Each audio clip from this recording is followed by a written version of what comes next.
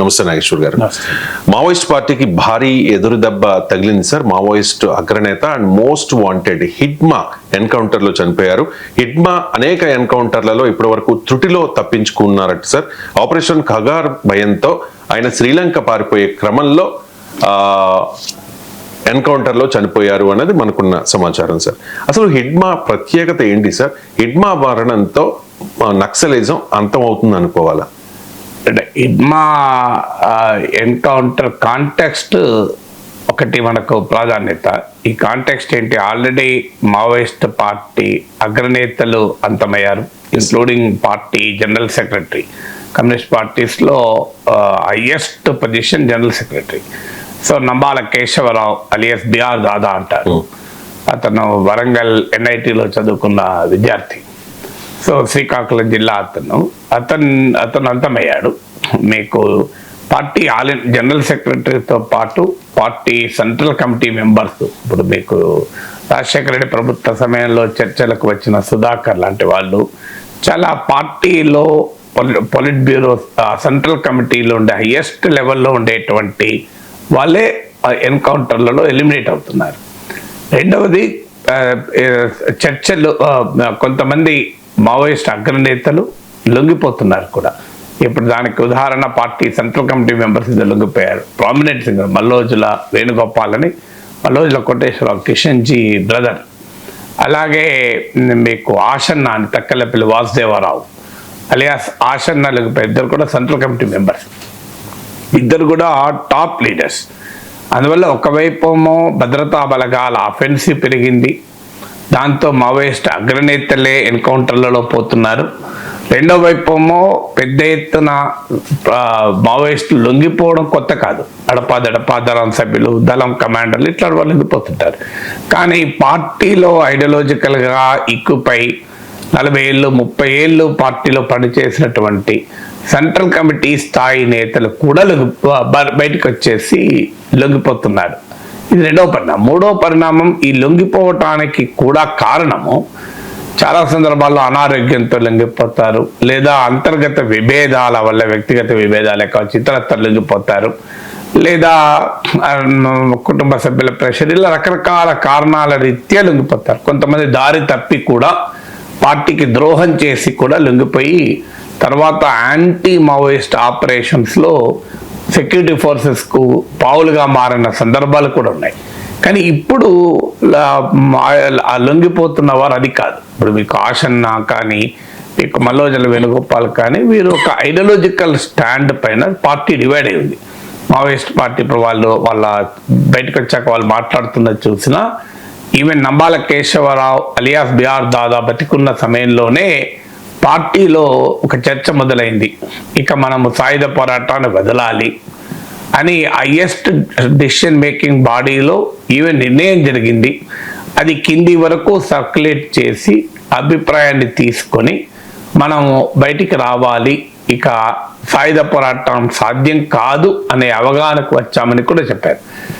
లేదు, అలాంటిది ఏమీ లేదని మరో వర్గం చెప్తోంది. అంటే క్లియర్గా పార్టీలోనే సాయుధ పోరాటం ఉండాలా వద్దా, వదిలాలా అనే అంశం పైన ఒక సీరియస్ ఐడియాలజికల్ డిబేట్ నడుస్తున్న సమయంలో ఈ హిడ్మా ఎన్కౌంటర్ జరిగింది. ఇది మొదటి ప్రాధాన్యత, అంటే కాంటెక్స్ట్ ఆఫ్ ది ఎన్కౌంటర్. ఇప్పుడు ఏది జరగకుండా ఓన్లీ హిడ్మా ఎలిమినేట్ అవుతే ఒక రకంగా ఉంటుంది. సో ఒక కీలకమైన సమయంలో అసలు బయటికి ఆయుధాలు వదిలివేయాలి, సాయుధ పోరాటం విడనాడాలి అని పార్టీలోనే ఒక వర్గం బలంగా వాయిస్ వినిపిస్తున్న సమయంలో మావోయిస్ట్ పార్టీ అఫీషియల్ లైన్ మాత్రం ఇంకా సాయుధ పోరాటాన్ని కొనసాగించాలి అంటున్న సమయంలో సాయుధ పోరాట వార్ఫేర్లో దిట్టయిన హిడ్మా ఎన్కౌంటర్ అయ్యాడు. ఇది మొదటిగా కాంటెక్స్ట్. రెండవది హిడ్మాకున్న ప్రత్యేకత. హిడ్మాకున్న ప్రత్యేకత ఏంటంటే ట్రైబల్ ఐడెంటిటీ. ఇప్పుడు ఈ మావోయిస్ట్ మూమెంట్లో కూడా, నక్సలైట్ మూమెంట్లో కూడా మీకు బయటి ప్రాంతాల నుంచి వచ్చిన వాళ్ళు వెళ్ళి ఛత్తీస్గఢ్లో, లేకుంటే ఒరిస్సా బార్డర్లో, దండకారణ్య ప్రాంతంలో, ఆదివాసీ ప్రాంతాల్లో పనిచేస్తుంటారు. నంబాల కేశవరావు కావచ్చు, మల్లోజుల వేణుగోపాల్ కావచ్చు, తక్కలపల్లి వాసుదేవరావు కావచ్చు, మల్లోజుల కోటేశ్వరరావు కావచ్చు, ఆ మేరకు వస్తే ఇంకా ముందుకెళ్తే కొండపల్లి సీతారామయ్య కావచ్చు, ముప్పాల లక్ష్మణరావు గణపతి కావచ్చు, వీళ్ళెవరూ కూడా ఆదివాసీ ప్రాంతంలో పుట్టి పెరిగిన ఆదివాసీ బిడ్డలేం కాదు. సో వీరు రకరకాల అర్బన్ ఏరియాస్లో మూమెంట్స్లో మావోయిస్ట్ పార్టీతో అట్రాక్ట్ అయ్యి రంగంలోకి దిగిన వాళ్ళు. కానీ హిడ్మా అలా కాదు. హిడ్మా సన్నద్ధ సాయిల్, అంటే ఏ ఆదివాసీ ప్రాంతాలను అయితే మావోయిస్టులు తమ కేంద్రాలుగా మార్చుకొని ఏ ఆదివాసీల జల్ జంగల్ జమీన్ అనే నినాదాలకు ఎత్తుకొని ఆదివాసీ బిడ్డల్ని మావోయిస్ట్ కార్యకలాపాల్లో ఇన్వాల్వ్ చేస్తున్న సమయంలో ఆ సన్నద్ధ సాయిల్ అంటే అక్కడి బిడ్డ, ఆదివాసీ బిడ్డ ఇతను. సో అందువల్ల హిడ్మాకు ఉన్నటువంటి అంటే పార్టీ సెంట్రల్ కమిటీ స్థాయికి వచ్చిన బస్తార్ ప్రాంత ఆదివాసీ ఈయనొక్కడే. సో అందువల్ల మీకు ఆ లోకల్ రూట్స్ అనేది చాలా కీలకం. ఎందుకంటే ఆ ప్రాంతం బాగా తెలిసి ఉంటుంది, అక్కడ ప్రజలతో చాలా దగ్గర సంబంధాలు ఉంటాయి. ఆదివాసీ యూత్ను మావోయిస్ట్ పార్టీకి అట్రాక్ట్ చేయడంలో కూడా కీలక పాత్ర పోషిస్తారు. ఇప్పుడు బయట నుంచి వచ్చి ఇన్స్పైర్ చేయడం కన్నా తమ ఆదివాసీ బిడ్డే అంటే ఆ ఇన్స్పిరేషన్, ఆ అవకాశాలు ఎక్కువ ఉంటాయి. అందుకే మీకు ఆపరేషన్ కగార్లో కూడా, ఈవెన్ కర్రగుట్ట ఆపరేషన్లో కూడా చాలాసార్లు హిడ్మా చుట్టుముట్టారు. ఇక ఏ మూమెంట్ అయినా హిడ్మా దొరకవచ్చు అని వచ్చింది, కానీ హిడ్మా దొరకలేదు. సో ఆయన అనేక 26 ఇన్సిడెంట్స్లో మావోయిస్టుల దాడుల్లో ప్రధానమైనటువంటి పాత్ర, ఇంక్లూడింగ్ 76 మంది సిఆర్పిఎఫ్ పర్సనల్ని అంతం చేసినటువంటి 2010 ఇన్సిడెంట్లో, 2013లో కాంగ్రెస్ నేతలు కొంతమంది అంతమైనటువంటి ఇన్సిడెంట్లో, ఆ తర్వాత బీజాపూర్ ఇన్సిడెంట్లో, ఇలా అరౌండ్ 26 ఇన్సిడెంట్లు ఇన్వాల్వ్ అయినా కూడా ఇప్పటికీ సెక్యూరిటీ ఫోర్సెస్కు అంతు చిక్కని వ్యక్తిగా, మావోయిస్ట్గా మిగిలాడు. అందుకే ఇలా మీరు పత్రికల్లో మోస్ట్ వాంటెడ్ మావోయిస్ట్ అని రావడానికి కారణం అది. ఆయన ఇప్పుడు ఆయనకు సన్నిహితంగా పనిచేసి తర్వాత మావోయిస్ట్ పార్టీని వీడినటువంటి వారు, ఇంక్లూడింగ్ ఆయనను పార్టీలోకి అట్రాక్ట్ చేసిన వ్యక్తి కూడా బయట చెప్పింది ఏంటంటే వెరీ డిసిప్లిన్డ్ మావోయిస్ట్ సోల్జర్ అని. చాలా ఉదయం 4 గంటలకే లేచి ఫిజికల్ ఫిట్నెస్ పైన బాగా రిబెల్స్కు, తిరుగుబాటుదారులకు ఫిజికల్ ఫిట్నెస్ పర్ఫెక్ట్గా ఉండాలని చెప్పేవాడు.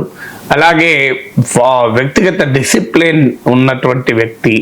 దాంతోపాటు హిడ్మా ఆదివాసీ బిడ్డైనా కూడా రోజు ఉదయాన్నే 4 గంటలకు వేసి న్యూస్ అంతా ఫాలో అయ్యేవారు.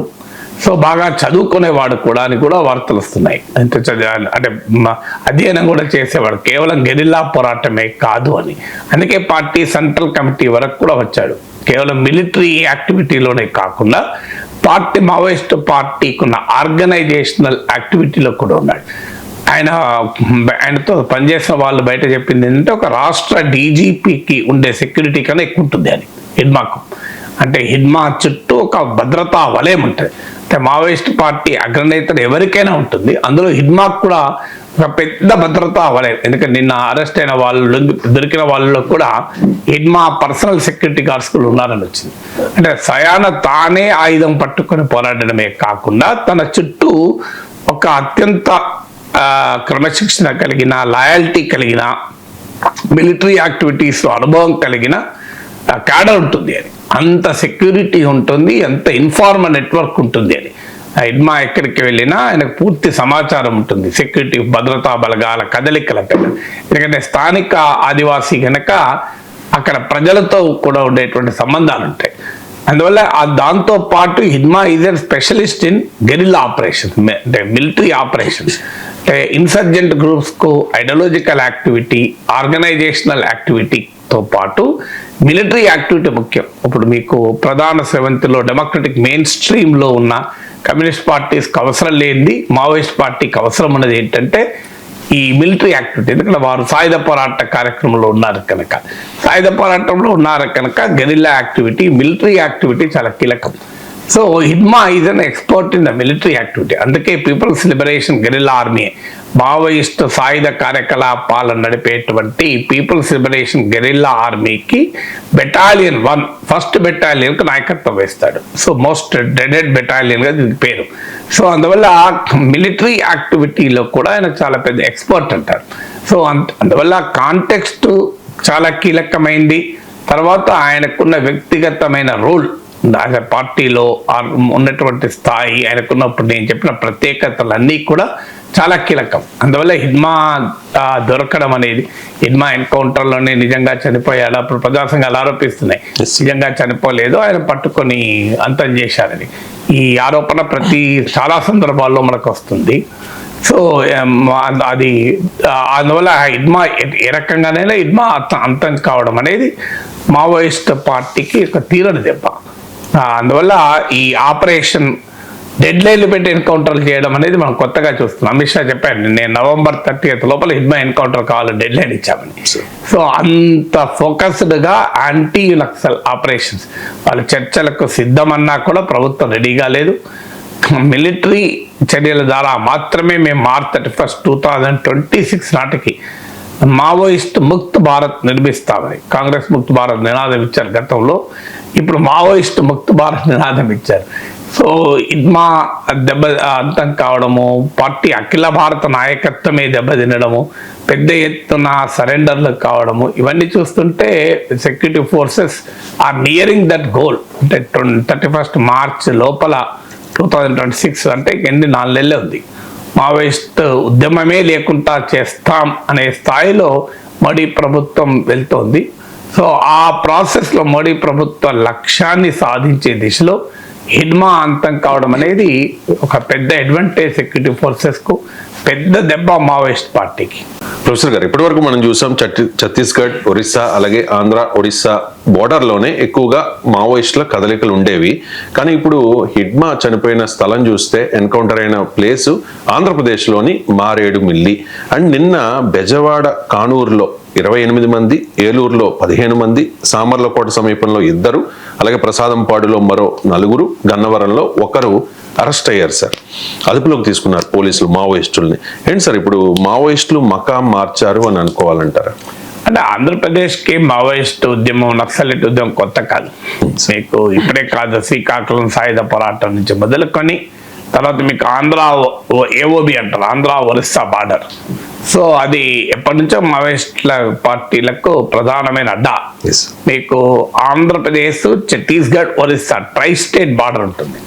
సో ఆంధ్రప్రదేశ్లో ఆ ట్రై స్టేట్ బార్డర్ కూడా మావోయిస్ట్ కార్యకలాపాలకు ఒక పవర్ఫుల్ ప్లేస్ అది. అందువల్ల ఇదేమి కొత్త కాదు, ఆంధ్రప్రదేశ్కి మావోయిస్ట్ ఉద్యమం ఏం కొత్త కాదు. కానీ ఇప్పుడు వాట్ ఈజ్ న్యూ ఏంటంటే, మీకు ఈ ఛత్తీస్గఢ్లో మావోయిస్టుల కార్యకలాపాలు మనం ఒక 30-40 yearsగా ఫాలో అయితే, ఒక చోట రిప్రెషన్ పెరిగితే వారు ఇంకో ప్రాంతానికి షిఫ్ట్ అవుతుంటారు. ముఖ్యంగా అర్బన్ ఏరియాస్లో కాస్త దొరకడం కష్టం కనుక, ఇప్పుడు ఒక విలేజ్లో ఉన్నారు అంటే పోలీస్ వాళ్ళకు కూడా పెద్ద ఎత్తున ఇన్ఫార్మర్ నెట్వర్క్ ఉంటుంది. అంటే మావోయిస్టులకు ఇన్ఫార్మర్ నెట్వర్క్ ఉంటుంది. అంటే వాళ్ళకు పోలీసుల్లో కూడా వీళ్ళ మనుషులు ఉంటారు, మావోయిస్టులలో కూడా పోలీసుల మనుషులు ఉంటారు. అందుకే అప్పుడప్పుడు మనం పత్రికల్లో చదువుతుంటాం చూడు, కోవర్ట్ను హత్య చేసిన మావోయిస్టులు అని. సో అందువల్ల ఈ మ్యూచువల్ ఇట్స్ అ వార్. ఒక మాటలో చెప్పాలంటే రాజ్యానికి మావోయిస్టులకు మధ్య యుద్ధం జరుగుతుంది. సో యుద్ధంలో everything is fair in war అంటారు కదా. సో యుద్ధం జరుగుతున్నప్పుడు ఏవి ఉండవు, నిఘాలు అనివార్యంగా ఉంటాయి అటు ఇటు. సో అందువల్ల మీకు మావోయిస్టులో పోలీసు భద్రతా బలగాలు ఈ కూమింగ్ ఆపరేషన్ జరపడము, నిఘాను ఉధృతం చేయడము, తర్వాత దొరికిపోయిన మావోయిస్టులను రకరకాల పద్ధతుల్లో వారిని ట్రీట్మెంట్ ఇస్తారు. అందరూ తెలుసు కదా పోలీస్ ట్రీట్మెంట్ అంటే, వాళ్ళ నుంచి రహస్యాలు లాగుతారు, లోబరుచుకుంటారు, ఇలా రకరకాల పద్ధతులు ఉంటాయి. సో ఆ పద్ధతుల్లో ఏమైనప్పుడు ఏంటంటే అటవీ ప్రాంతంలో, గ్రామీణ ప్రాంతంలో దొరికే అవకాశం కూడా ఉంటుంది. ఎందుకంటే మొత్తం కార్డన్ ఆఫ్ చేస్తారు. అఫ్ కోర్స్ అటవీ ప్రాంతానికి ఉండే అడ్వాంటేజ్ అటవీ ప్రాంతానికి ఉంటుంది. ఇన్సర్జెంట్ యాక్టివిటీలో అటవీ ప్రాంతం ఏంటంటే మీకు తప్పించుకోవడం సులభము, దొరకడం కూడా ఈజీ కాదు. ఎందుకంటే మావోయిస్టులో ఆ ప్రాంతంలోనే ఉంటారు కనుక వాళ్ళకి ఆ నైసర్గిక స్వరూపము, ఆ రూట్లు, ఇప్పుడు ఆ గుహలు, ఏ గుహ నుంచి వెళ్తే ఏ గుహకు బయటకు వస్తారు, ఇవన్నీ వాళ్ళకి తెలిసి ఉంటుంది. స్థానిక ఆదివాసీల సహకారం కూడా ఉంటుంది కనుక. కానీ భద్రతా బలగాలకు కూడా అడ్వాంటేజ్ ఉండదు. అందుకే చాలా సందర్భాల్లో మీకు ఈ యాంటీ నక్సల్ ఆపరేషన్స్లో పాల్గొనే సిఆర్పిఎఫ్ జవాన్లు వీళ్ళంతా మావోయిస్ట్ ల్యాండ్ మైన్స్కు బలవుతూ ఉంటారు. కారణం ఏంటంటే ఈ టెరెన్ తెలియక మావోయిస్టులు అప్పర్ హ్యాండ్ తీసుకుంటూ ఉంటారు. కానీ ఇప్పుడు ఆపరేషన్ మారిపోయింది. ఇప్పుడు అన్ని వైపుల నుంచి ఉధృతం అంటే ఎక్సెసివ్ ఫోర్స్తోని డిస్ప్రపోర్షనేట్ ఫోర్స్ తోని భద్రతా బలగాలు వెంబడబడుతున్నాయి. సో మీకు అలాంటి సమయంలో ఏంటంటే అర్బన్ ఏరియాస్లో కాస్త దొరకకుండా ఉంటాము అని అర్బన్ ఏరియాస్లో షెల్టర్ తీసుకుంటారు. కానీ గతంలో అర్బన్ ఏరియాస్లో షెల్టర్ తీసుకోవటానికి ఇప్పుడు అర్బన్ ఏరియాస్లో షెల్టర్ తీసుకోవటానికి ఒక మౌలికమైన తేడా ఉంది. మీకు పోలీసుల నిర్బంధంలో దొరికిన మావోయిస్ట్ డాక్యుమెంట్లు కూడా చెప్పేది మనం గతంలో లాగా అర్బన్ ఏరియాస్లో మనకు ఉనికి లేకుండా పోతుంది. ఎందుకంటే అర్బన్ ఏరియాస్లో విద్యార్థి ఉద్యమం, రాడికల్ విద్యార్థి సంఘం ఉండేది, కల్చరల్ మూమెంట్ ఉండేది, అలాగే మీకు పౌర హక్కుల ఉద్యమాలు ఉండేవి. అంటే మావోయిస్టుల సానుభూతి పరుల నెట్వర్క్ ఉండేది. ఇప్పుడు అర్బన్ ఏరియాస్ ఆ లెక్కన లేవు. అర్బన్ ఏరియాస్ ఇప్పుడు కన్జ్యూమర్ సెంటర్స్ తప్ప మీకు రెవల్యూషనరీ సెంటర్స్ కావు. ఒకప్పుడు అర్బన్ ఏరియాస్ విప్లవ కేంద్రాలుగా ఉండేవి, ఇప్పుడు అవి వినియోగదారుల కేంద్రాలుగా మారిపోయాయి. కన్జ్యూమర్ సెంటర్స్, మార్కెట్, అర్బన్ కల్చరే మారిపోయింది కదా. ఒకప్పట్లాగా ఎవరు చర్చలు, ఐడియాలజికల్ డిస్కషన్స్ అలాంటి లేవు కదా. సో అర్బన్ ఏరియాస్లో మారినటువంటి socio political and economic consciousness, సామాజిక రాజకీయ ఆర్థిక చైతన్యం వల్ల ఇవాళ అర్బన్ ఏరియాస్లో కూడా మావోయిస్టులకు కేంద్రాలుగా ఉండే అవకాశమే లేదు. అయినా ఈ నిర్బంధం అటవీ ప్రాంతంలో పెరగడం వల్ల వారు అర్బన్ ఏరియాస్లో అయితే ఎనానిమిటీ ఉంటుంది. ఇప్పుడు విజయవాడలో మీరు చూస్తే వాళ్ళు ఎక్కడున్నారో ఆటో నగర్లో ఎంచుకున్నారు. ఆటో నగర్లో ఒక 3 అంతస్తుల భవనంలో 27 మంది తలదాచుకున్నారు. ఆటో నగర్ ఎందుకు ఎంచుకున్నారు? విజయవాడ ఆటో నగర్ తెలిసిన వాళ్ళకందరికీ తెలుసు. అది చాలా ఇండస్ట్రీ, చిన్న కార్ఖానాలు, పరిశ్రమలు ఉండేటువంటి ఏరియా. అక్కడ వలస కార్మికులు పనిచేస్తుంటారు. ఛత్తీస్గఢ్, ఒరిస్సా నుంచి వచ్చినటువంటి చాలామంది వలస కార్మికులు కూడా పనిచేస్తారు. ఇప్పుడు దొరికిన 27 మెంబర్స్ దొరికిన వాళ్ళు కూడా వాళ్ళే ఎక్కువ. అంటే వాళ్ళు ఆల్రెడీ వాళ్ళకి అక్కడ కాంటాక్ట్లు ఉండవచ్చు అక్కడ పనిచేసే కార్మికులతో. ఎందుకంటే ఆ కొత్త వాడికి ఇల్లు ఇవన్నీ ఇవ్వరు కదా.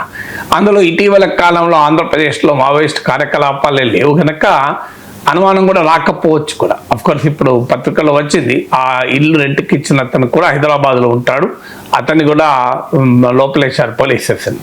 సో అందువల్ల వారికి అక్కడ లోకల్గా ఉండే వర్కర్స్, లేబర్తో కాంటాక్ట్లు ఉండుంటాయి. తర్వాత ఆటోనగర్లో ఆల్రెడీ ఛత్తీస్గఢ్, ఒరిస్సాకు చెందినటువంటి మైగ్రెంట్ లేబర్ పనిచేస్తున్నారు కనుక వీళ్ళు కూడా మైగ్రెంట్ లేబర్ ముసుగులో అక్కడ వచ్చి షెల్టర్ తీసుకుంటున్నారు. ఇంకో వార్త ఏంటంటే అసలు ఆంధ్రప్రదేశ్ తీర ప్రాంతాన్ని ఎంచుకోవటానికి సముద్ర మార్గంలో శ్రీలంకకు వెళ్ళిపోయటానికి కూడా ఎత్తుగడేశారు. ఎంత నిజమో తెలియదు మనకు. ఎందుకంటే శ్రీలంకలో ఎల్టీటీ ఉన్న రోజుల్లో మావోయిస్ట్ పార్టీకి ఎల్టీటీ, అప్పుడు పీపుల్స్ వార్కు ఎల్టీటీకి ఈ మిలిటరీ ట్రైనింగ్ రిలేషన్స్ ఉన్నాయని కూడా వార్తలు వచ్చాయి. కానీ ఇప్పుడు ఎల్టీటీ కూడా లేదు. మరి శ్రీలంకలో వాళ్ళకి కాంటాక్ట్స్ ఇంకా ఉన్నాయో లేదో తెలియదు. సో అందువల్ల ఇప్పుడు నేపాల్ మావోయిస్టులకు కూడా జనజీవన శ్రమంతిలోకి వచ్చేసారు. సో అందువల్ల మీకు బహుశా అంటే 2 వర్షన్స్ వస్తున్నాయి. ఒక వర్షన్ ఏంటంటే అటవీ ప్రాంతంలో తీవ్రమైన నిర్బంధం పెరగడం వల్ల ఆంధ్రప్రదేశ్, అది కూడా ఛత్తీస్గఢ్, ఒరిస్సా ప్రాంతాల్లో తీవ్రమైన నిర్బంధం పెరిగింది కనుక ఆంధ్రప్రదేశ్లో అర్బన్ ఏరియాస్ రిలేటివ్లీ సేఫ్గా ఉంటాయి అని చెప్పి భావించి వచ్చారు. కానీ ఇప్పుడు విజయవాడకు ఆ చరిత్ర లేదు. మీకు ఆంధ్ర, ఒరిస్సా బార్డర్, ఉత్తరాంధ్రలో కాస్త మావోయిస్ట్ కార్యకలాపాలు, మారేడుమల్లి ఈ అడవి ప్రాంతం ఉండొచ్చు. కానీ మీకు Vijayawada is never and Maoist foot print ఉన్న ప్లేస్ కాదు. సో అందువల్ల ఈ ప్రాంతాన్ని ఎంచుకొని ఉండి ఉంటారు ఈ గ్యాప్ పీరియడ్లోని. ఇంకో వర్షన్ ఏంటంటే బాగా దెబ్బతింటున్నారు కనుక దే వాంట్ దేర్ ప్రజెన్స్ పెట్టి కనుక ఆంధ్రప్రదేశ్లో ఏదో ఒక పెద్ద దాడికి పూనుకొని తాము ఉన్నాము అని ఉనికి చాటుకోవాలి అనేది కూడా ఆలోచన. ఈ 2 వర్షన్స్ వస్తున్నాయి. బట్ నేను కూడా ఒక జర్నలిస్ట్గా చాలా దశాబ్దాలుగా ఈ నక్సలైట్ కార్యకలాపాలు, పోలీసు ఈ అంశాలని చూస్తున్న వాడిగా నాకు కలిగే అభిప్రాయం బహుశా దాడి కొరకు వచ్చిన వచ్చి ఉండరు. దాడి కొరకు 27 మంది వచ్చి ఆటో నగర్లో తలదాచుకుంటారని అనుకోను. ఎందుకంటే దాడికి వచ్చిన వాళ్ళు ఒక చోటు ఉండరు. సో వాళ్ళు హైడౌట్స్ మార్చుకుంటూ ఉంటారు. బహుశా దాడికి ఇప్పుడున్న పరిస్థితుల్లో మావోయిస్టులు అటవీ ప్రాంతంలో దాడి చేయడమే కష్టమవుతుంది. ఇక పట్టణ ప్రాంతాల్లో దాడులు చేయడం అంటే మామూలు విషయం కాదు. మళ్ళీ మీకు మావోయిస్టుల దాడులు కూడా మీరు గమనిస్తే ఇప్పుడు ఇస్లామిక్ తీవ్రవాదుల్లాగా విచక్షణారహితమైనటువంటి హింసాకాండ ఉండదు. అంటే ఇప్పుడు రెడ్ ఫోర్ట్ దగ్గర ఏమీ సంబంధం లేని వాళ్ళ మీద పేల్చారు. మావోయిస్టుల అటాక్స్ ఎప్పుడు మీరు అట్లుండవు. మావోయిస్టుల అటాక్లు టార్గెటెడ్ అటాక్స్ ఉంటాయి. అంటే వాళ్ళ పైన దాడికి వస్తున్న సెక్యూరిటీ ఫోర్సెస్ని టార్గెట్ చేయొచ్చు, లేదా వాళ్ళకు శత్రువులుగా ఉన్న పోలీస్ వాళ్ళని టార్గెట్ చేయొచ్చు, వాళ్ళ కార్యకలాపాలని పోలీసులకు తెలియజేస్తున్నారని అనుమానం ఉన్న ఇన్ఫార్మర్లను చేయొచ్చు. ఇలాంటి వాళ్ళని చేయొచ్చు. కానీ మీరు ఏదో సడన్గా వచ్చి ఇప్పుడు ముంబైలో అజ్మల్ కసబ్ దళం వచ్చి వాళ్ళ టీం వచ్చి విచక్షణారహితంగా కాల్పు జరిపినట్లు, లేదా సూసైడ్ బాంబింగ్ లాగా ఇట్లాంటి యాక్టివిటీ ఎక్కడ లేదు మీరు గమనిస్తే. అంటే ఇప్పుడు ఆటో నగర్లో బాగా జనం ఉన్న ప్రాంతంలో తమను తాము పేల్చుకొని హింసాకాండ, ఇది మావోయిస్ట్ యాక్టివిటీ కాదు. ఎందుకంటే మావోయిస్ట్ మనకు అర్థం కావాల్సింది, మావోయిస్టులకు కూడా దాడులు చేయొచ్చు, సాయుధ దాడులు చేయొచ్చు, పోలీస్ బలగాలను అటాక్ చేయొచ్చు. కానీ Maoist problem is not a terrorist problem అని రాజ్యం భావిస్తుంది. కానీ పొలిటికల్ మూమెంట్, అది దారి తప్పిన పొలిటికల్ మూమెంటే కావచ్చు. ఎందుకంటే ఇప్పుడున్న పరిస్థితుల్లో ఆయుధాలు పట్టుకొని గెరిల్లా పోరాటం జరిపేటువంటి వాతావరణమే లేదు. But it is more driven by ideology. Ideology మనం అంగీకరించకపోవచ్చు. సైద్ధాంతిక మూలాలు ఉన్నటువంటి ఒక రాజకీయ ఉద్యమం అది. సైద్ధాంతిక మూలాలున్న రాజకీయ ఉద్యమం వేరు, మీకు ఒక విచక్షణారహితమైన మత ఉన్మాద దురహంకారంతో పనిచేసే ఇస్లామిక్ తీవ్రవాదం వేరు. అందుకే మీకు ఎర్రకోటల్లో రెడ్ ఫోర్ట్ దగ్గర ఒక హెవీ ట్రాఫిక్లో తనను తాను పేల్చుకొని 13 మంది ప్రాణాలకు కారణమైనట్టుగా, లేదా పహల్గాంలో అమాయకులను దాడులు చేసినట్లుగా మీకు మావోయిస్ట్ దాడులు ఎక్కడా కనబడదు. గమనించండి, ఈ 40-50 ఏళ్ల చరిత్రలో పహల్గాం తరహా సంబంధం లేని వ్యక్తులు మావోయిస్టులు చంపిన ఉదాహరణ లేదు. ఎవరిని చంపినా తప్పే, సిఆర్పిఎఫ్ బలగాలను చంపినా తప్పే, దాంట్లో ఏం డిస్ప్యూట్ లేదు. కానీ that is a part of the వార్గా వాళ్ళు భావిస్తారు. కానీ సాధారణంగా ఒక అర్బన్ ఏరియాలోకి వచ్చి విచక్షణారహితంగా కాల్పులు జరిపి 50 మంది 20 మంది చంపిన ఉదాహరణ లేదు. ఆ తేడా మనకు అర్థం కావాలి. అందుకే ఇప్పుడున్న పరిస్థితుల్లో ఏదో విజయవాడలో భారీ పేలుడు జరిపో తమ ఉనికిని చాటుకోవటానికి ఇక్కడికి వచ్చి ఉంటారు అని నేను అనుకోను. అందులో ఇప్పుడు ఆంధ్రప్రదేశ్ ప్రభుత్వంలో ఉన్న వారిని కూడా స్పెసిఫిక్గా టార్గెట్ చేసే పరిస్థితి ఏమీ లేదు కదా. అందువల్ల బహుశా షెల్టర్ కొరకే వచ్చి ఉండాలి. సో ఆటోమేటిక్గా ఇప్పుడు ఏమవుతుంది అంటే పెద్ద ఎత్తున నిర్బంధం పెరిగి చాలామంది దొరుకుతున్నారు. మనకి ఎన్కౌంటర్లో చనిపోవడం అనేది రెగ్యులర్గా మనం పత్రికల్లో వినేటువంటి వార్త. కానీ చాలామంది పట్టుకుంటున్నారు. పట్టుకున్నప్పుడు ఏం చేస్తారంటే వాళ్ళ రకరకాల రూపాల్లో కోట్ వాళ్ళ నుంచి సమాచారం లాగుతారు, మిగతా వాళ్ళ గురించి, వీళ్ళ కార్యకలాపాల గురించి, డంపుల గురించి అన్నీ. దానివల్ల ఇంకా ఈజీగా కొంతమంది పట్టుకుంటూ ఉంటారు. సో అలా ఆంధ్రప్రదేశ్ పోలీస్ మంచి ఇన్ఫర్మేషన్ వచ్చింది కనుక వాళ్ళు విజయవాడ, కాకినాడ ఈ ప్రాంతంలో బాగా వేసి ఏలూరు వీళ్ళ పట్టుకోగలిగారు. అందువల్ల ఇది మోర్ లైక్ ఏ షెల్టర్ ఆపరేషన్ తప్ప అటాక్ కొరకు ఆంధ్రప్రదేశ్లోకి ఎంటర్ అయ్యారు. దీంతో ఆంధ్రప్రదేశ్లో ఇక మావోయిస్టుల కదలికలు, ఆంధ్రప్రదేశ్ మావోయిస్టుల టార్గెటా క్వశ్చన్ మార్క్, మావోయిస్టులు ఇప్పుడు ఆంధ్రపైనే గురి పెట్టారా క్వశ్చన్ మార్క్ అని thumbnails కావు. Reality they came for shelter. ఆంధ్రప్రదేశ్లో షెల్టర్ కొరకు వచ్చి ఉండాలి, బట్ ఆంధ్రప్రదేశ్లో అఫెన్సివ్ కొరకు వచ్చారని అనుకోరు.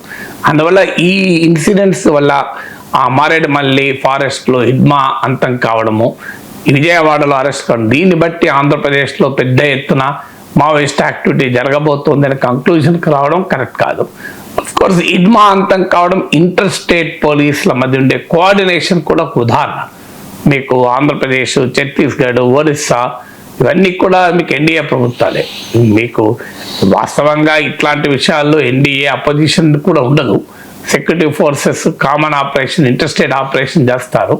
అందులో పొలిటికల్గా కూడా ఒకే కూటమి ప్రభుత్వమే కనుక ఆ కోఆర్డినేషన్ మరింతగా ఎఫెక్టివ్గా ఉంటుంది. అందువల్ల Maredumilli Hidma encounter inter state anti Maoist ఆపరేషన్స్లో ఉండే సమన్వయాన్ని కూడా తెలియజేస్తుంది. వారణాసి ఈవెంట్లో దర్శకుడు రాజమౌళి హనుమంతుడి మీద చేసిన వ్యాఖ్యలు వివాదాస్పదం అవుతూ ఉన్నాయి సార్. యాక్చువల్గా ప్రోగ్రాంలో ఈ టైటిల్ లాంచ్ ఈవెంట్లో ఒక చిన్న టెక్నికల్ సమస్య వచ్చింది సార్. సో ఈ అంతరాయం మీద రాజమౌళి భావోద్వేగానికి గురయ్యారు అండ్ అసహనం కూడా వ్యక్తం చేశారు. ఆయన ఇదేంటంటే హనుమంతుడి మీద తనకు నమ్మకం లేదు అన్నట్లుగా మాట్లాడారు సార్. ఒకసారి రాజమౌళి ఏమన్నారో ఆ ఈవెంట్లో బయట ప్లే చేయండి. నాకు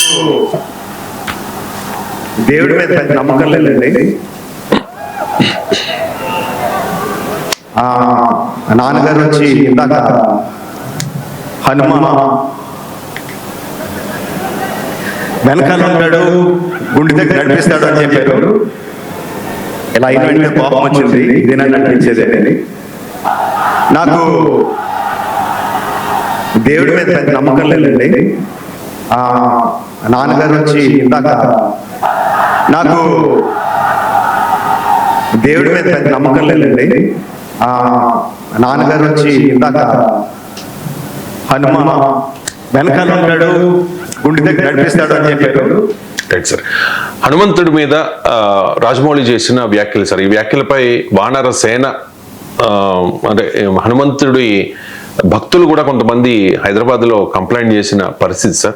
ఏంటి సార్ ఈ రాజమౌళి చేసిన వ్యాఖ్యల మీద మీకు? హనుమంతుడి మీద ఏం వ్యాఖ్యలు చేశాడు? హనుమంతుడి రాంగ్, మనం కూడా మీడియాలో రాంగ్ నోషన్ ఇవ్వద్దు. ఎక్కడ హనుమంతుడి మీద వ్యాఖ్యలు చేశాడా? అంటే దేవుడి మీద నమ్మకం లేదనడం వేరు, దేవుడి మీద వ్యాఖ్యలు చేయడం వేరు కదా. ఇప్పుడు దేవుడి మీద నమ్మకం లేదు అనడం వేరు, కానీ దేవుడి మీద నెగిటివ్ వ్యాఖ్యలు చేయలేదు కదా. తనకు నమ్మకం లేదన్నాడు అంతే. మనము రాంగ్ నోషన్స్ చేసి ఒక వ్యక్తి పైన రాంగ్ ఇంప్రెషన్ క్రియేట్ చేయకూడదు. రాజమౌళి ఎక్కడన్నా హనుమంతుని పైన నెగిటివ్ వ్యాఖ్యలు చేశాడా? మీరే ప్లేసిన బయటలో లేదు కదా. సో మనము how do you perceive a thing, ఇలాంటి విషయాల్లో దేవుని పైన దేవుడు తనకు నమ్మకం లేదు అన్నాడు అంతే. పైగా తన తండ్రికి నమ్మకం ఉంది అన్నాడు, ఇంకో బయటలో లేదు, తన భార్యకు కూడా నమ్మకం ఉంది అన్నాడు. సో ఇది ఈ ప్రాబ్లం అంతరాయం జరిగితే మీరు దేవుడు చూసుకుంటారన్నారు కదా, దేవుడు ఎందుకు చూసుకోలేదు నేను కోపంతో అడిగాను అన్నాడు. అంతే తప్ప దేవుని పైన అవమానకరంగానో అభ్యంతరకరంగానో వ్యాఖ్యలు అయితే ఎక్కడ చేయలేదు. మనకు అర్థం కాదు ఈ వ్యాఖ్యలు కూడా చేయడం కరెక్టా అంటే, ఒక సెలబ్రిటీలు ఏ మాట మాట్లాడినా అది చాలా చాలా స్క్రూటినీ కూడా అవుతుంది. చీఫ్ జస్టిస్ గవాయి ఒక విష్ణుమూర్తి విగ్రహాన్ని పునఃప్రతిష్టాపించాలి అని ఒక లాయర్ కోర్టుకు వెళ్తే ఆయన ఏమన్నాడు, ఇలాంటి కేసులన్నీ పట్టుకొచ్చి సుప్రీంకోర్టు సమయం వృధా చేయకూడదు, అయినా నువ్వు విష్ణుమూర్తిని విశ్వసిస్తావు కదా, ఆ దేవుణ్ణి అడగరా, దేవుని విగ్రహాన్ని అడగరాదు అని అన్నాడు. అది పెద్ద వివాదమైంది, ఎందుకంటే ఆయన బుద్ధిస్ట్ కనుక ఇలా అన్నాడని. తర్వాత ఆయన పైన షూతో దాడికి కూడా కారణమైంది. సెలబ్రిటీలు ఒక వ్యాఖ్య చేసేటప్పుడు దాని ఇంప్లికేషన్స్ ఏంటివి అనేది ఒక డైమెన్షన్ మాత్రమే. కానీ రాజమౌళి ఏదో హిందూ మతాన్ని అవమానించినట్లు, హిందూ దేవుళ్ళను అవమానించినట్టు ఎక్కడా లేదు. మీరు ఒక దేవుని పైన నెగిటివ్ కామెంట్స్ ఏం చేయలేదు. అయినా ఇదే నేను ఇప్పుడు ఈ బయటలో లేదు, పూర్తి బయట నేను చూడలేదు, కానీ మీడియాలో వచ్చింది ఏంటంటే నేను I'm a atheist but practising Hindu అని అన్నాడు అని. నేను హిందూ మతాన్ని ఆచరించేటువంటి దేవుని పైన నమ్మకం లేని వ్యక్తిని అని.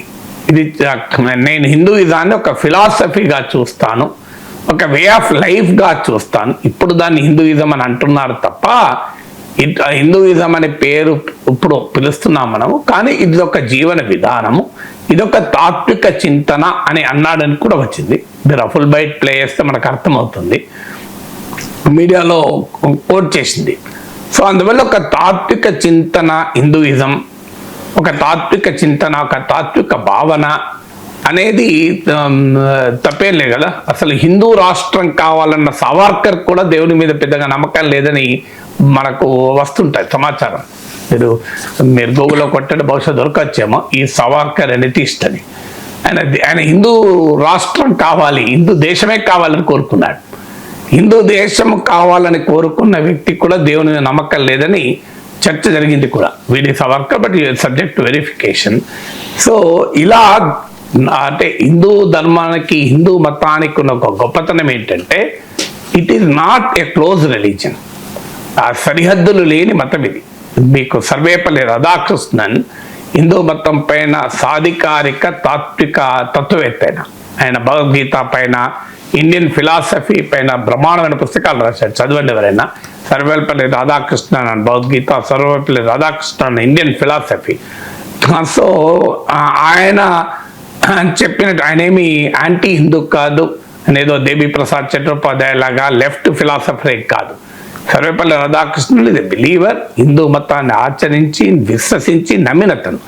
ఆయన కూడా అంటాడు హిందూయిజం ఇది ఎ టేపిస్ట్రీ ఆఫ్ ఫేత్ అని. అంటే అనేక విశ్వాసాల సమాహారం హిందూ మతం అంటారు. దీన్ని ఈవెన్ సుప్రీంకోర్టు కూడా అన్నది హిందూయిజం ఇది వే ఆఫ్ లైఫ్ అని, ఇది జీవన విధానం. మీకు నేను ఇంతకుముందు కూడా చెప్పాను, ఈవెన్ స్వామియే శరణం అయ్యప్ప అని లో హరివరాసనం అని ఒక పాట ఉంటుంది, చాలా ఫేమస్ పాట అది, హరివరాసనం స్వామి అని. ఇది రాసింది ఎవరు? దేవరాజు అనే ఒక నాస్తికుడు, కమ్యూనిస్టు. రాసింది కమ్యూనిస్టు, పాడింది ఎవరు? యేసుదాస్. యేసుదాస్ ఎవరు? జోసెఫ్ యేసుదాస్. అండ్ ఎవరు? క్రైస్తవుడు. ఇది ప్రాక్టీసింగ్ క్రిస్టియన్. అసలు అనేక దేవాలయాలకు వెళ్ళి హిందూ దేవుళ్ళను కీర్తిస్తూ పాటలు పాడినటువంటి యేసుదాస్. ఆయన ఈవెన్ వార్తలు కూడా ఆయన అసలు హిందూ మతాన్ని తీసుకున్నాడు అంటే ఆయన భార్య క్లారిఫై చేసి అలాంటిది ఏమీ లేదు, ఇది ప్రాక్టీసింగ్ క్రిస్టియన్, ఇది బిలీవర్ ఇన్ క్రిస్టియానిటీ అని. మీకు ఈవెన్ అయ్యప్ప స్వామిని దర్శించే ముందు వావర్ స్వామిని దర్శిస్తారు. వావర్ ఎవరు? ముస్లిం. మీకు ఇప్పటికీ ఈవెన్ టుడే మీరు అయ్యప్ప స్వామిని దర్శించే ముందు వావర్, మీకు పాటలలో కూడా ఉంటుంది వావర్ స్వామిని దర్శించి అని. అంటే వావర్ స్వామిని దర్శించినాకనే అయ్యప్ప స్వామిని దర్శించాలి, అదొక condition. So this is Hinduism. ఎక్కడన్నా మీకు ఉంటుందా ఇట్లా? సో ఈవెన్ తిరుపతి ఆచారాల్లో కూడా మీకు కనబడుతుంటుంది ఒక అనేక ఆచారాల విశ్వాసాల స్వభావం మనకు.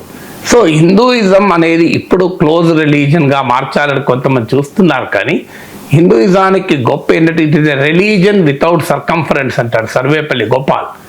సర్వేపల్లి రాధాకృష్ణన్ కొడుకు, పెద్ద చరిత్రకారుడు. It's a religion without circumference. చుట్టుకొలతలు లేని మతం ఇది అని, సరిహద్దులు హద్దులు లేని మతం ఇది అని. మతం కూడా కాదు, ఇది ఒక ధర్మము అని. సో ఈ మతానికి ఉన్న గొప్పతనం ఏంటంటే స్వామి వివేకానంద షికాగో స్పీచ్లో అంటాడు, నేను ఏ గడ్డపై నుంచి ఏ మతం నుంచి ప్రతినిధిగా ఉన్నాను అంటే మా మతం నమ్మేది మా మతంలోనే సత్యం ఉందని కాదు, అన్ని మతాల్లోనూ సత్యం ఉందని నమ్ముతాను అన్నాడు. అలాంటి ఒక గొప్ప వారసత్వ హిందూ మతానిది. సో ఉపనిషత్తులో చెప్తారు, ఇంత గొప్ప చెప్తారంటే మంచి ఆలోచనలు అన్ని వైపుల నుంచి రానియండి అంటారు. అంటే ఈ మతాన్ని నమ్మిన వాడే మానవుడు, ఈ దేవుణ్ణి నమ్మిన వాడే మనిషి, ఈ అందరూ ఈ దేవుణ్ణే విశ్వసించాలని ఎక్కడా లేదు. హిందూ మతంలో ఉన్న గొప్పతనం ఏంటంటే దేవుడికి భక్తునికి మనిషికి మధ్య సంబంధాన్ని నిర్దేశించదు హిందూ మతం. ఎవరి సంబంధం వారు. శ్రీరాముడు లక్ష్మణుడికి మధ్య అనుబంధం, శ్రీరాముడు హనుమంతుడు, కన్నప్ప శివుడు, కృష్ణార్జునులు, రాధాకృష్ణులు, ఇలా రకరకాల రూపాల్లో దేవుడికి నరునికి నారాయణుడికి మధ్య సంబంధం. నరనారాయణ బంధాన్ని అనేక రూపాల్లో ఇమాజిన్ చేసుకోవటానికి ఇది అవకాశం.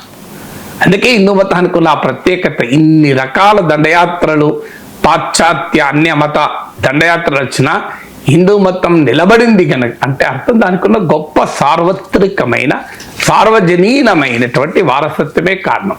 అందుకే నాస్తికుడైనా హిందువే. హిందువు అంటే ఇప్పుడు అందుకే ఆయన ఫుల్ బైట్లో చూస్తే దొరుకుతుంది, ఈవెన్ మీడియాలో వచ్చింది. నేను I'm practising Hindu but I call myself an atheist. నాకు దేవునిపై నమ్మకం అంత విశ్వాసం లేదని.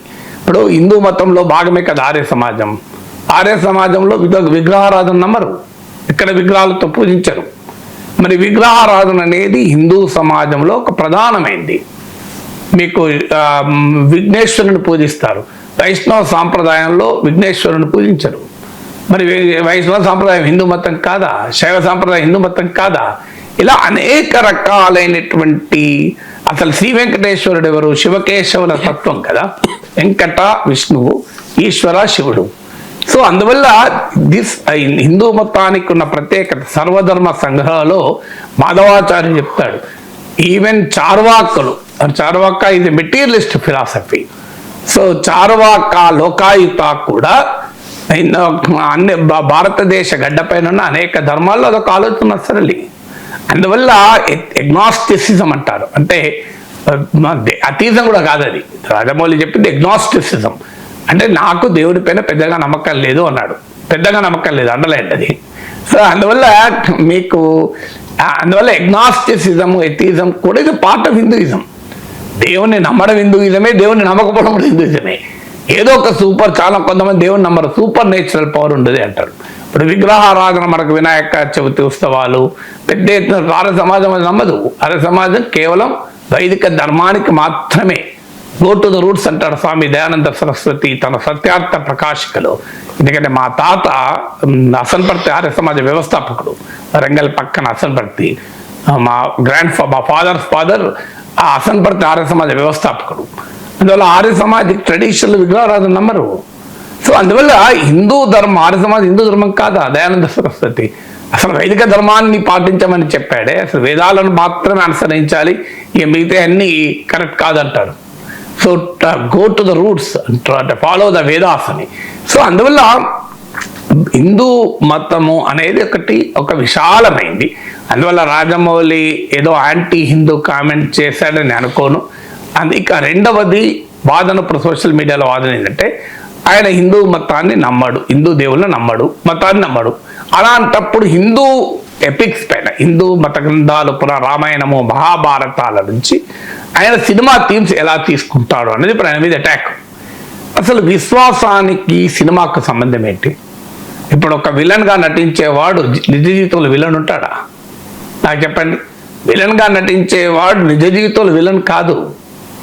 సో మీకు అసలు సినీ జీవితంలో కూడా విలన్గా ఉండి హీరోలుగైన వాళ్ళు లేరా? నాకు గుర్తున్నంతవరకు చిరంజీవి ప్రస్థానం విలన్గానే అనుకుంటాను.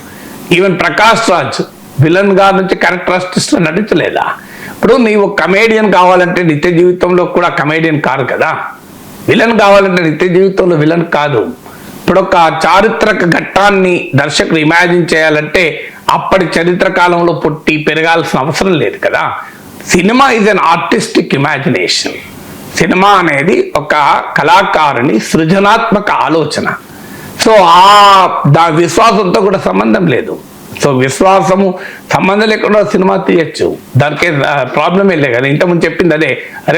అయ్యప్ప స్వామి పాట హరివరాసనం అనే పాటను ఒక కమ్యూనిస్ట్ దేవుణ్ణే నమ్మని వ్యక్తి రాశాడు. ఎంత అద్భుతంగా రాశాడు. శ్రీశ్రీ మీరు సినిమా పాట ఉంది, కురుక్షేత్రం కురు పాండవ రోషాగ్నుల రణక్షేత్రం అని.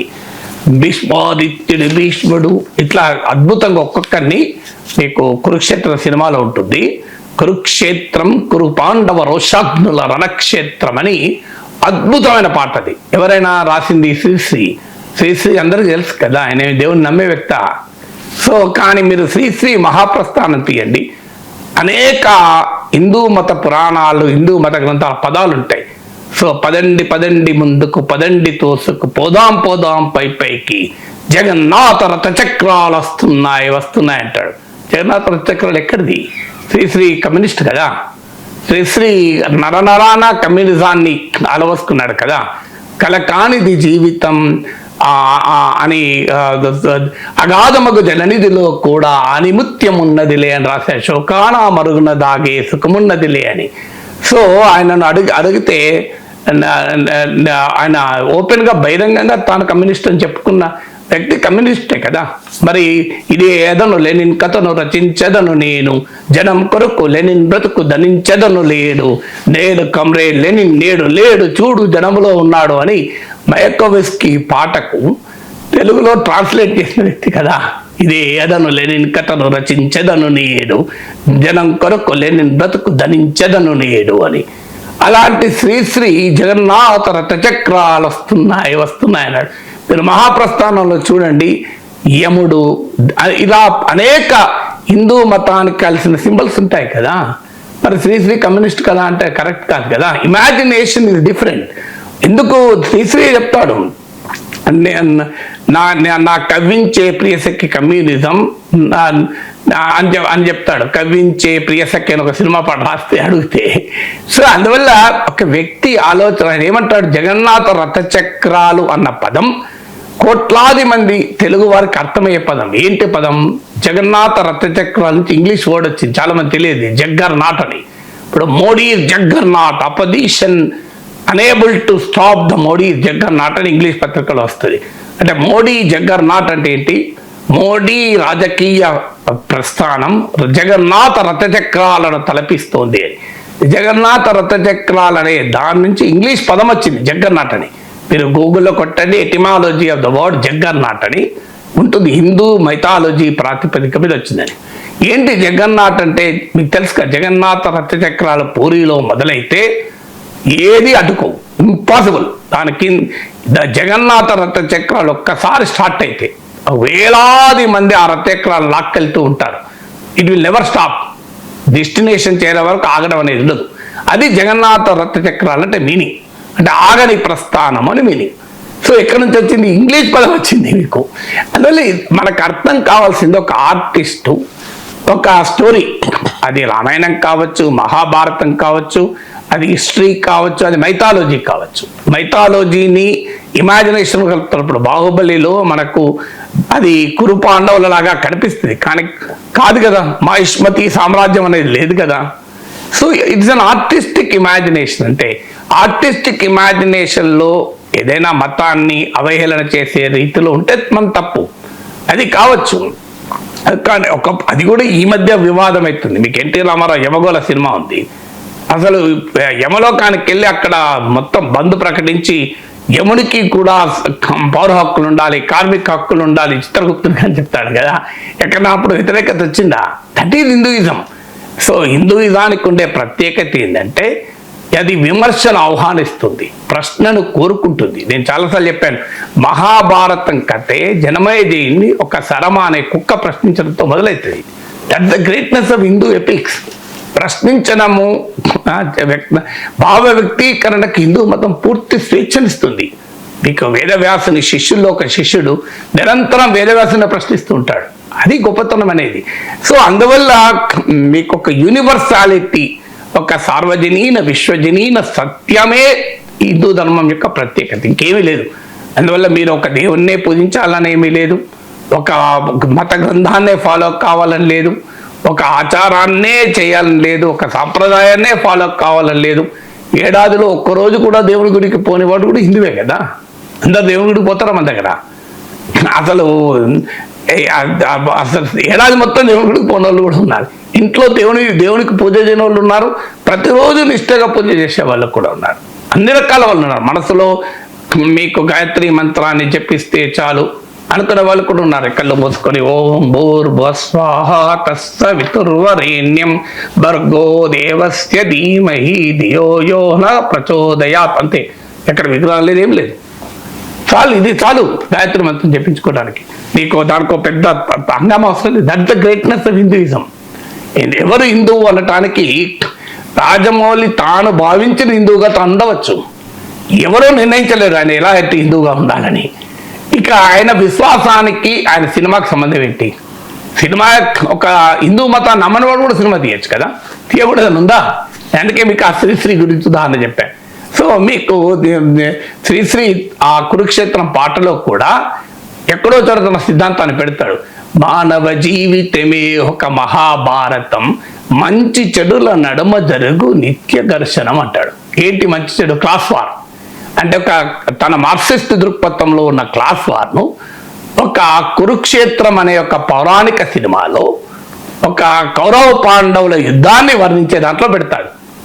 హిందూ మతం కూడా ఏం చెప్తుంది? కౌరవ పాండవుల యుద్ధం ఏంటి? శ్రీకృష్ణ పరమాత్మనికి భావబంధాలు, ఎలా అనుబంధాలు ఉండవు. పరమాత్ముడు ఈ సమస్త సృష్టి పరమాత్ముడే. దుర్యోధనుని సృష్టించింది శ్రీకృష్ణ పరమాత్మే, భీముడిని సృష్టించింది శ్రీకృష్ణ పరమాత్మే కదా. మరి ఎందుకు శ్రీకృష్ణుడు పాండవుల వైపు ఉన్నాడు? చాలా మంది తెలియదు. శ్రీకృష్ణుడు పాండవుల వైపు లేడు.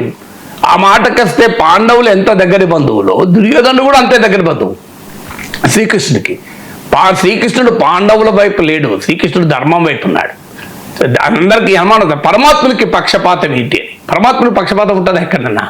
సమస్త జీవరాశిని సృష్టించిన ఆ దేవదేవునికి పక్షపాతం ఏంటి? పాండవుల వైపు నిక్కట్లాడడం ఏంటి అంటే దానికి తాత్విక పునాది ఏంటంటే ధర్మ సంస్థాపనార్థే సంభవామి యుగే యుగే. ధర్మం కోసం పాండవుల వైపు ఉన్నాడు తప్ప పాండవులు కనుక పాండవుల వైపు లేడు. ఏదో తన సుభద్ర భర్త కనుక లేడు. చాలా మందికి అర్థం కాని అంశం.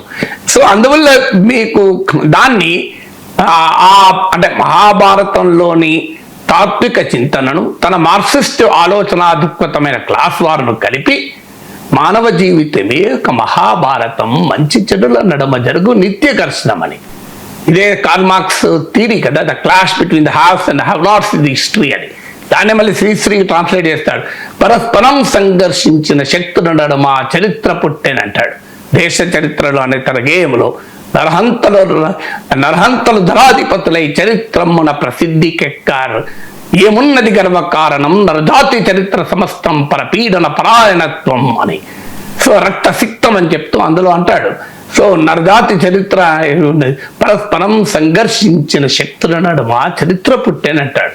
సో ఆ క్లాష్ బిట్వీన్ డిఫరెంట్ ఫోర్సెస్ మళ్ళీ మహాభారతం సినిమాలో పట్టుకొచ్చి మంచి చెడుల నడుమ జరుగు నిత్య ఘర్షణ అంటాడు. So that is the imagination of a poet. అందువల్ల ఒక ఆర్టిస్టు తన ఆర్టిస్టిక్ ఇమాజినేషన్ తన వ్యక్తిగత విశ్వాసాలతో సంబంధమే లేదు. సో మీకు వ్యక్తిగత విశ్వాసాలతో సంబంధం లేదు.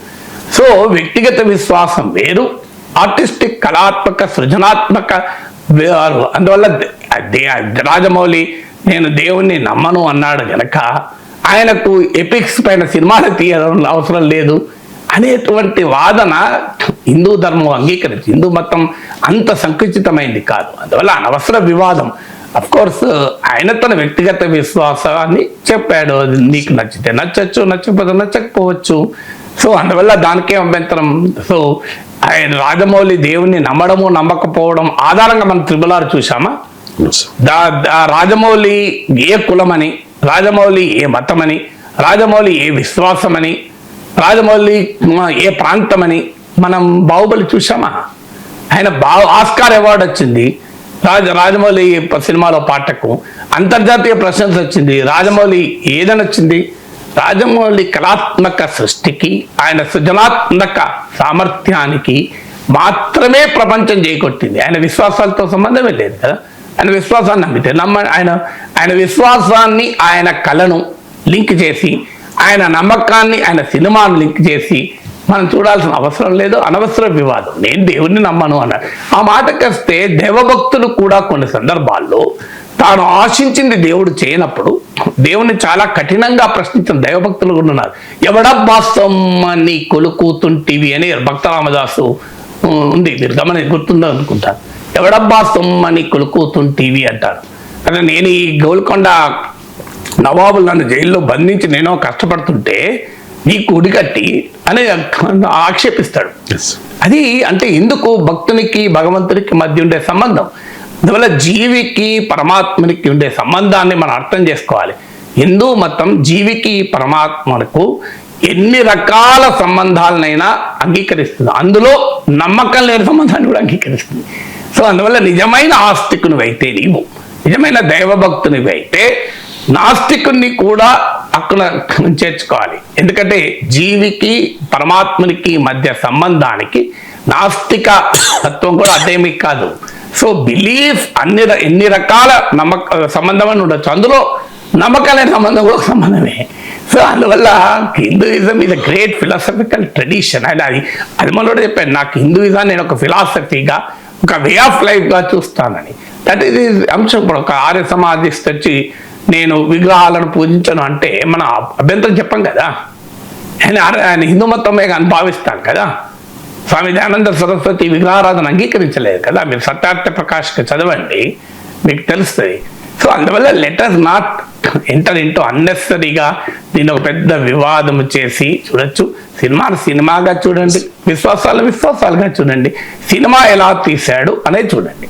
అందులో ఉన్న ఇమాజినేషన్ ఏంటి, అందులో ఆర్టిస్టిక్ సినిమాటిక్ ఎలిమెంట్స్ ఏంటి, ఆర్టిస్టిక్ క్వాలిటీస్ ఏంటి, వాటిని చూడండి. అక్రమాస్తుల కేసులో వైఎస్ జగన్మోహన్ రెడ్డి 2012 మే 27న అరెస్ట్ అయ్యారు. 16 నెలల జైలు జీవితం తర్వాత 2013 సెప్టెంబర్ 23న రిలీజ్ అయ్యారు. అంటే ఇప్పటికీ 12 ఏళ్ళు అయింది ఆయనకి బెయిల్ వచ్చి. బహుశా ఏదైనా కేసులో ఇంతకాలం సుదీర్ఘంగా బెయిల్ వచ్చిన నాయకుడు మరెవరు లేరేమో భారతదేశంలో. అండ్ ఈ 12 ఏళ్ల బెయిల్ ఈ క్రమంలో 6 ఏళ్లు ఆయన ప్రతి శుక్రవారం కోర్టుకు హాజరయ్యేవారు. ఆ తర్వాత వ్యక్తిగత హాజరు నుంచి మినహాయింపు వచ్చింది. 6 ఏళ్లు అంటే గత 6 ఏళ్ల కాలంలో ఒక్కసారి కూడా ఆయన కోర్టు ముందు హాజరు కాలేదు. సో 6 ఏళ్ల తర్వాత ఇప్పుడు అంటే రేపు వైఎస్ జగన్మోహన్ రెడ్డి అక్రమాస్తుల కేసులో సిబిఐ కోర్టు ముందు హాజరవుతూ ఉన్నారు.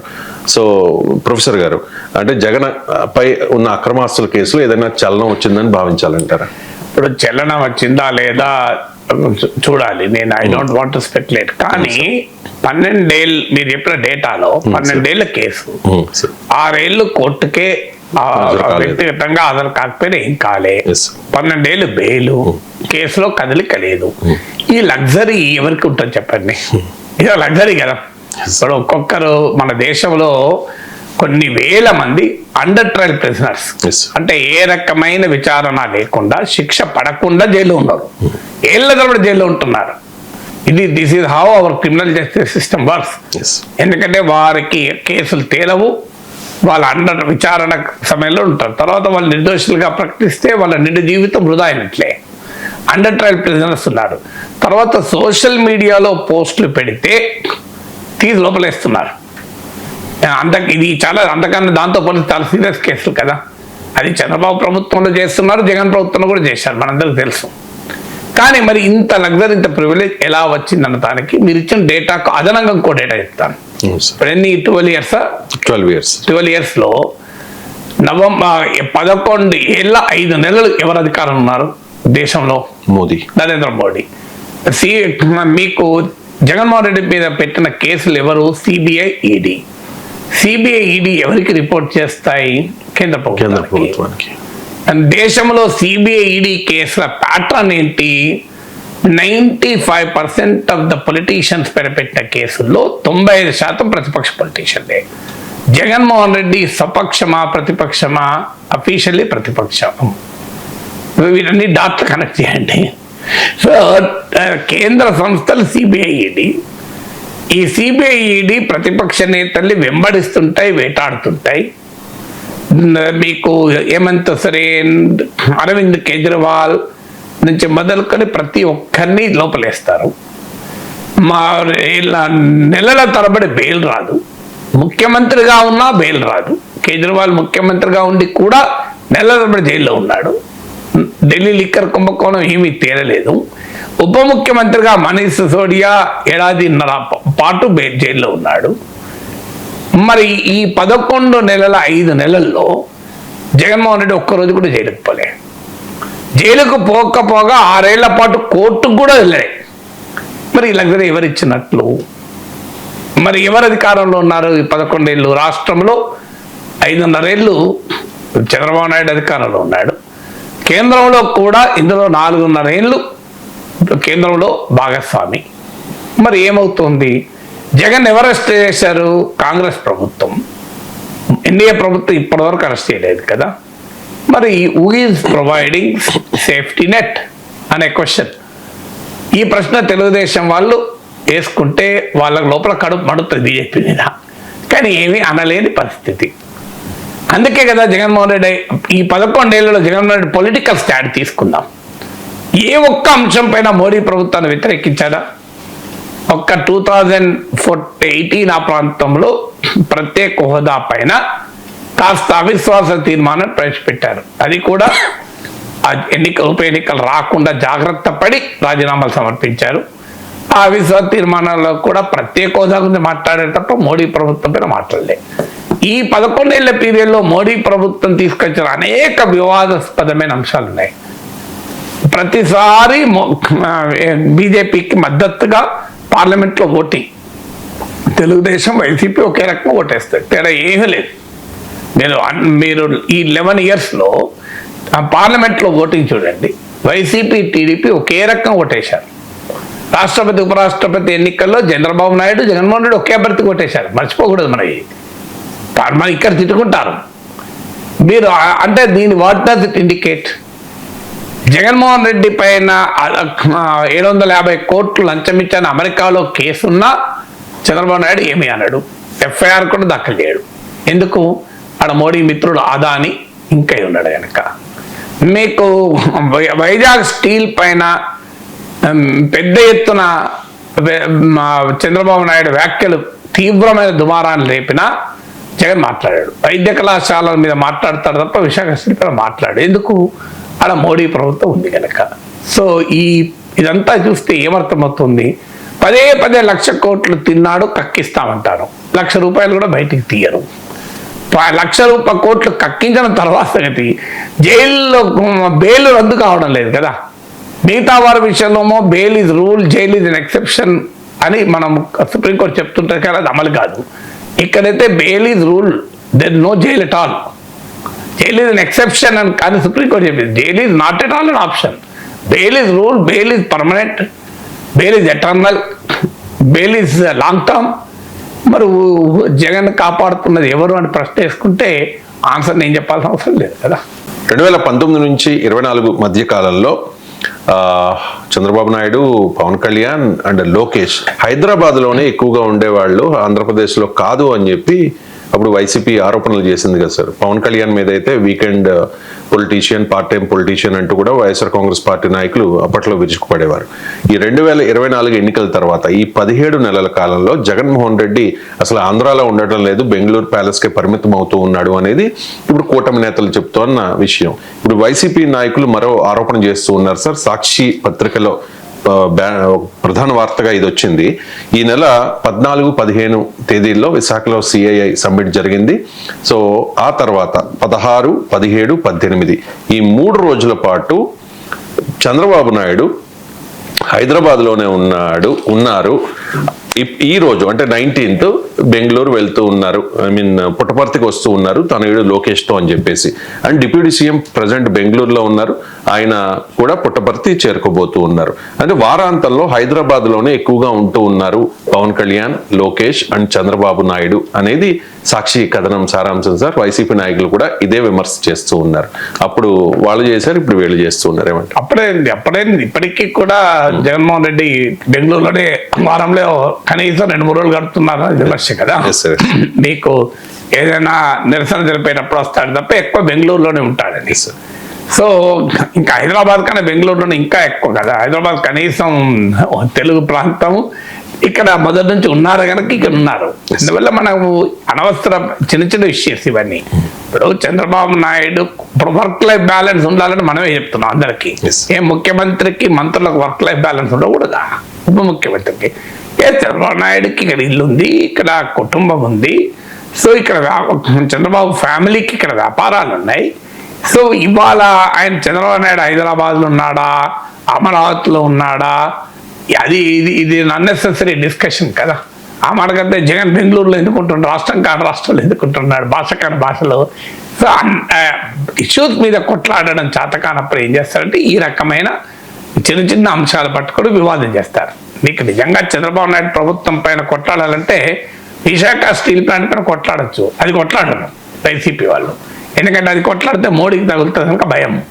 కానీ ఇంకో ఈ రకంగా ఆయన ఎక్కడ ఉన్నాడు? అయినా ఇప్పుడు మోడర్న్ ఏజ్లో నేను ఇప్పుడు అమెరికాలో 6 వారాలు ఉన్నా, ఒక్క రోజున మన ప్రోగ్రామ్ ఆగిందా? నా వీడియోలు ఆగినాయా? నేను జూమ్లో అన్ని టీవీ ఛానల్లో మాట్లాడుకుంటూ ఉన్నా కదా. మరి అమెరికాలో ఉన్నాడు కదా, ఆస్టిన్లో ఉన్నా, డలాస్లో ఉన్నా, శాన్ ఆంటోనియోలో ఉన్నా, హూస్టన్లో ఉన్నా, బే ఏరియాలో ఉన్నా, ఇన్ని ప్రాంతాలు తిరిగాను. నేను ఎక్కడ ఎదిగినా నా ప్రోగ్రామే తాగలే కదా. నేను ఎక్కడుంటే అక్కడి నుంచి ప్రోగ్రామ్. దిస్ ఇస్ ద ఆధునిక కాలం. సో నువ్వు ఇక్కడే ఉండాలి అని. ఇప్పుడు సుందర్ పిచ్చే ఎక్కడున్నాడు? నీకు విశాఖపట్నంలో ఉన్నాడా? సో ఆయన ఎక్కడున్నాడు? ఆయన కాలిఫోర్నియాలో ఉన్నాడు. మరి ఆయన ఇక్కడ పెట్టుబడులు పెడతలేడా? $15 బిలియన్. అసలు నరేంద్ర మోడీ ప్రపంచం అంతా తిరగడం లేదా? So what is this logic? అసలు ఆ మాటకొస్తే ఇప్పుడు ఆధునిక టెక్నాలజీ వచ్చాక నువ్వు ఎక్కడున్నైనా పనిచేయచ్చు, నీ మొబైల్ ఫోన్తో పనిచేయచ్చు. అందులో చంద్రబాబు నాయుడు సాంకేతిక పరిజ్ఞానం వినియోగించడంలో దిట్ట కూడా. సో రివ్యూలు చేయొచ్చు, సమీక్షలు చేయొచ్చు. సో అందువల్ల ఎక్కడున్నాడు అన్నది కాదు, మీకు ఏం చేశాడన్న దానిపైన మాట్లాడుకోవచ్చు. చంద్రబాబు నాయుడు ప్రభుత్వం చేసే పనులు మంచిగా కావాలనుకుంటే దాన్ని ఎక్స్పోజ్ చేయండి. అమరావతిలో ఉన్నాడు, హైదరాబాద్లో, జాగ్రఫీ ముఖ్యమా? ఎక్కడుంటే ఏంది, ఆయన ఏం చేస్తున్నాడు అన్నది వదిలేసి ఆయన ఎక్కడుంటున్నాడు అని చెప్పి ఈ ఆరోపణలు చేయడం అనేది ప్యూర్లీ పర్సనలైజ్డ్ అటాక్స్ తప్ప దానివల్ల ఏ ప్రయోజనం ప్రజలకు ఉండదు. నాలాంటి వారికి చంద్రబాబు, లోకేష్, పవన్ కళ్యాణ్, జగన్మోహన్ రెడ్డి వాళ్ళు ఎక్కడున్నారు అనేది కాదు, వాళ్ళు ఏం చేస్తున్నారు అనేది ముఖ్యం కదా.